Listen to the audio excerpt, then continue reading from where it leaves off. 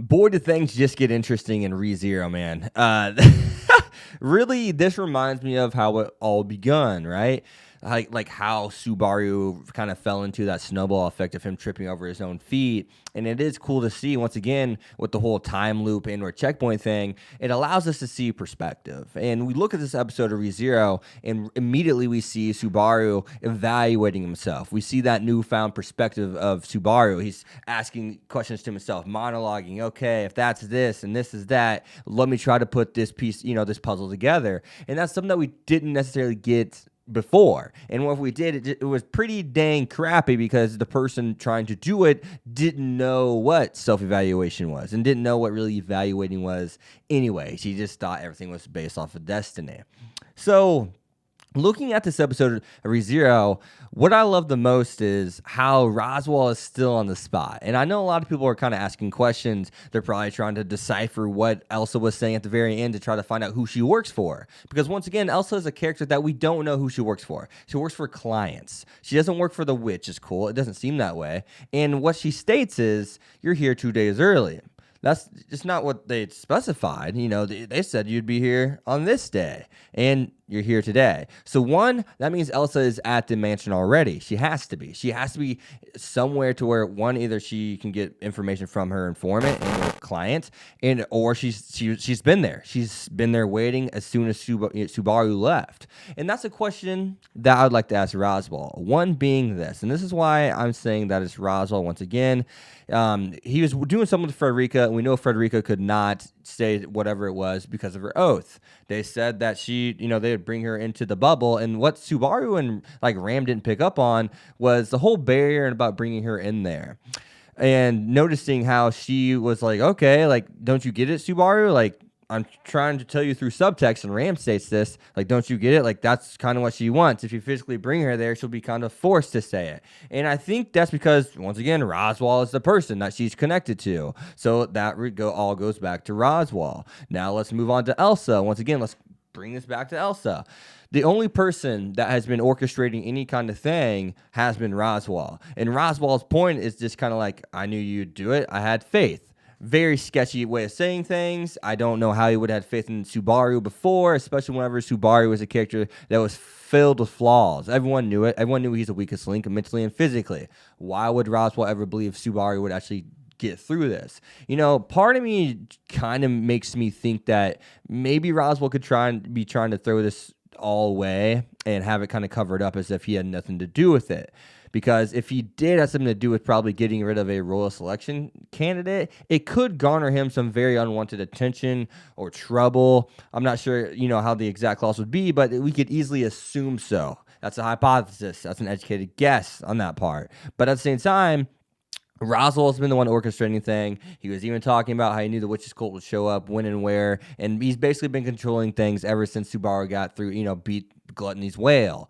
We know that he's been pulling the strings, and now to hear, Elsa talk about specifics. You're here 2 days late, or 2 days early, that they specified you'd be here 2 days late. There's only one person that would have known that man would have been there in 2 days. It would have been the man he talked to before he did the return by death this past episode, at the very end of last episode.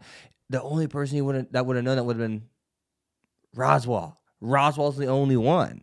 Demi-humans can't get out of the barrier. Roswell's a character that has been orchestrating things anyways, and I think Roswell either could be trying to get rid of Elsa and get her taken care of, or something else. I don't know. I don't know what the ultimate goal is here. Maybe he's trying to get rid of Subaru. It's so hard. ReZero has a web that really entangles with itself and just gets tied up in these knots. And it's like the show is the only one that can actually kind of unravel these knots, unless you're spoiling yourself or a light novel reader and already know this content. And that's absolutely brilliant once again. So yeah, I'm not really sure which way this could go, but those are just kind of my guesses, guys. Just giving you those kind of things. I think it's Roswell once again.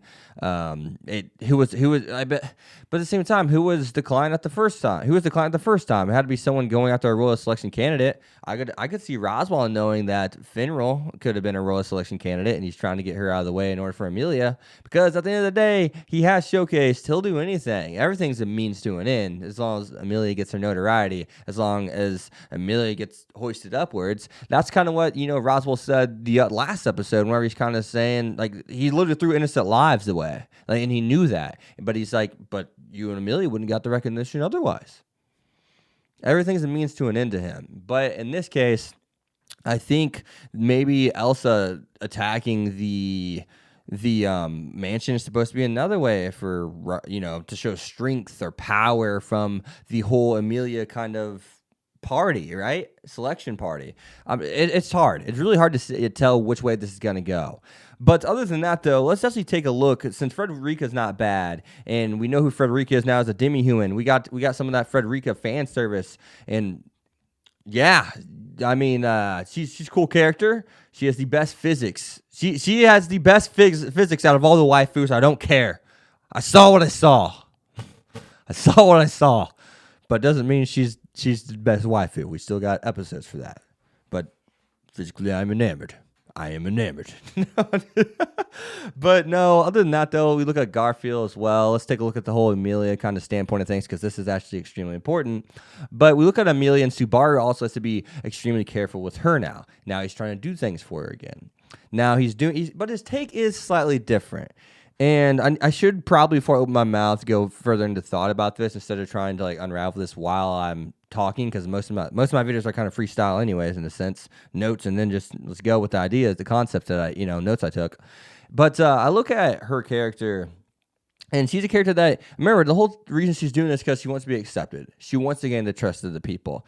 And she also wants to become a stronger individual. And Subaru, like, look at what Subaru is going to have to go through if he repeatedly has to do checkpoints and whatnot over and over again. I don't know what's about to happen, because literally Beatrice has saved him, and it doesn't even look like the others are necessarily alive. So that's kind of sketchy. But we'll see what happens now. But we see Subaru's even upset that he was saved by Beatrice, which, why didn't she save them before? That's interesting. But nonetheless, we look at Amelia, and he'll shatter her if he does not allow her to go through her trials.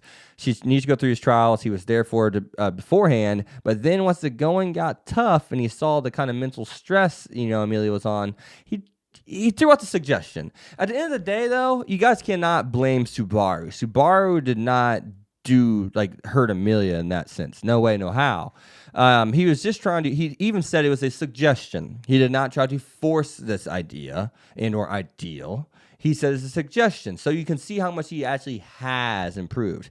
Amelia, he got to hold her accountable a little bit too, though. Amelia's being a little bit too soft. She's definitely mentally weak as heck. Amelia is a very sensitive person, especially when it comes to Subaru, but that could be because she's starting to get feelings, and we know her past is messed up, so who knows what kind of attachment mentally and physically Subaru has of her that she's just kind of resisting, but yet the thing is already within her. The two care about each other. Look at it, Rim and Subaru. So other than that, though, just trying to think off the top of my head where I really wanted to focus on this episode, because I felt like there's one more point I really did want to make. Another thing, you cannot blame Subaru for what's transpiring right now. He's really hasn't made a mistake yet. He's actually someone who is probably, you look back at the last arc we had in the mansion, repeatedly losing is what really grinds Subaru's gears. Subaru, as Subaru grows, because we can't blame Subaru for some of the things that will happen. He only has so much power. But nonetheless, as Subaru grows as a character and he starts figuring out things, he starts figuring out this self-evaluation and evaluating his surroundings like he is, and he's showing this maturity, he's showing this more logical, strategical sense. You got to remember, even the better perspective Subaru has in these scenes and these sequences and arcs, that come by and whatnot, you got to think Subaru is a character that also is going to have more mental strain as he becomes more adaptable to these situations because he's going to come into it thinking that he knows better, and he's going to come into it taking disciplinary steps. And what Subaru is probably going to find out without his return by death, even his logical approaches sometimes will fall short because even though it's a logical point, approach, their logical approach is better than, yours, referring to the antagonist. And whenever you think things through and you really think them through and they don't go as planned, it hurts even harder than just going in blind. At least at that point, you can say, oh, I kind of expected that, I guess.